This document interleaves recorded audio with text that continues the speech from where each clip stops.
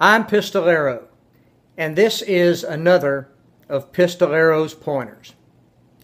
Are you a mag slapper? Yeah, I'm talking to you. You know, the kind of guy, or maybe gal, who can't put a magazine into a gun without taking the heel of your hand and slapping the heck out of it to get it into place. Why do people do that? It's not necessary, except for maybe a few strange guns here and there. Most guns are designed so that their magazines will go into place, lock securely into the gun without being slapped into place. Let me show you some examples. Here's a 1911.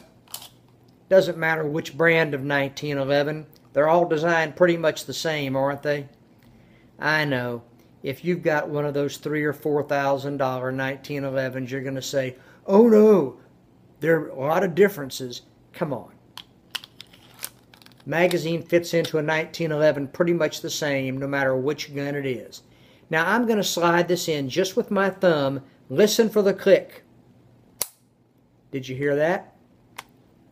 That magazine's not coming out. How about a Browning high power?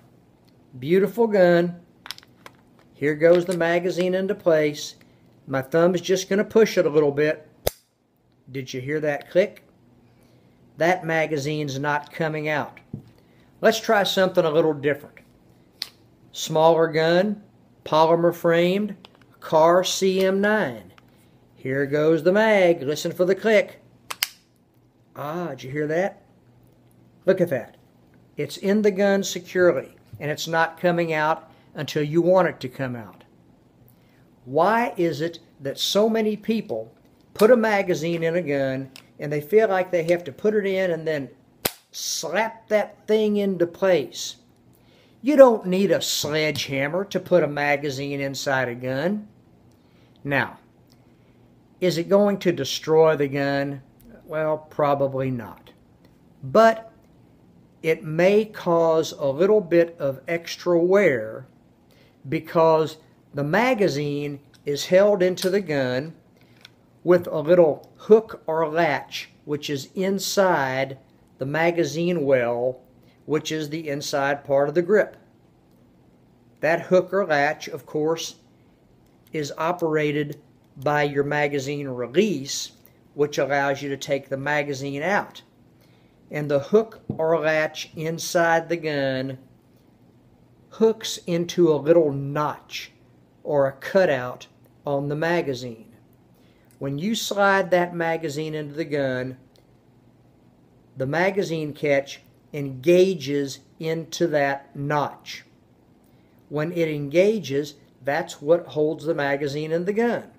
Now, if you slam that magazine into the gun time after time after time, in time you may cause a little bit of extra wear on that catch.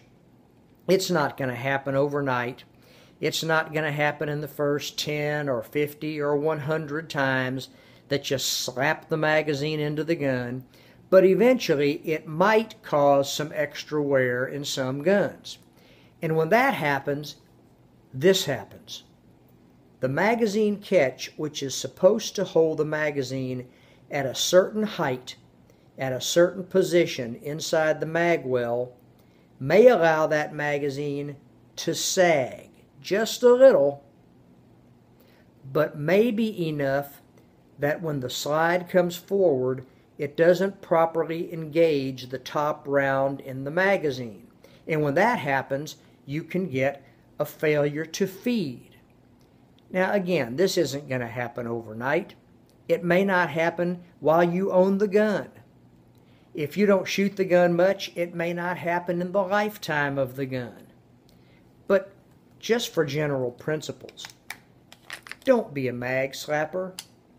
Just push the magazine into the gun the way it's supposed to be inserted into the gun. It kind of makes you look like an amateur on the range, slapping that mag into the gun when you don't need to.